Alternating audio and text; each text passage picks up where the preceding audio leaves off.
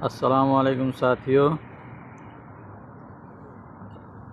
ये जो तस्वीर, ये जो वीडियो आप देख रहे हैं, ये वीडियो नेपाल की है। और नेपाल में झापा जिला भद्रपुर का है। और खुशी की बात यह है कि कोई भी पैसेंजर को कोई नुकसान नहीं हुआ है, सब अल्हम्दुलिल्लाह ठीक है। और मैं अपने नेपाल के प्रहरी प्रशासन को सैल्यूट करता हूं कि उन्होंने जब भी कोई मुसीबत होता है तो सबसे पहले प्रहरी प्रशासन ही दिखाई देता है।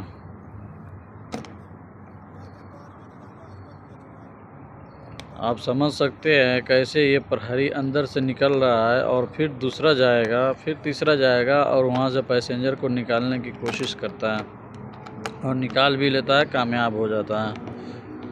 तो दोस्तों, कहने का मतलब यही है।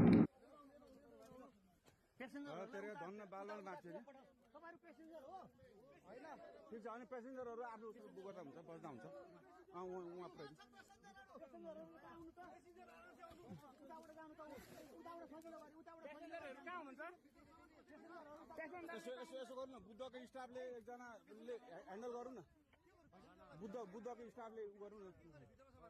छैन भित्र छैन, भित्र छैन। बुद्धको लास्ट फ्लाइट हो।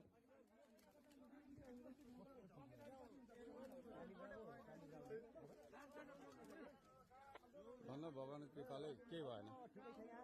त्यो एयरपोर्टमा समन्वय हुन्छ भने बुद्ध एयरको कोही आधिकारिक मान्छे प्लेनसम्म पठाउने व्यवस्था तपाईँहरू त्यो साइडबाट जाँदा पनि हुन्थ्यो। बुद्धको प्यासेन्जर हो यो बुद्ध एयरको लास्ट फ्लाइट ठिकै छ। बुद्ध एयरको कोही आधिकारिक मान्छे यहाँ प्लेनसम्म पठाउने व्यवस्था भएपछि राम्रो हुन्छ। भाइ खाली खुट्टा कोही छ? खाली खुट्टा चप्पलवाला एकैछिन उहाँहरूलाई यसो तारिदिउँ न त्यहाँ अलिकति। हाम्रो मान्छे भाइ जुत्ता खोले एकजना ल भाइ चप्पल लगाएको छु, खोलेर जाउँ। पेन्ट सार यसो अलिकति सहयोग गरिदिउँ न है। अब उहाँबाट आउनु त्यसै यस्तो भएको छ। अब त खतरा मुक्त भइहाल्यो नि, आत्तिनु पर्दैन। भाइ जुत्ता लगाएको छ तैँले?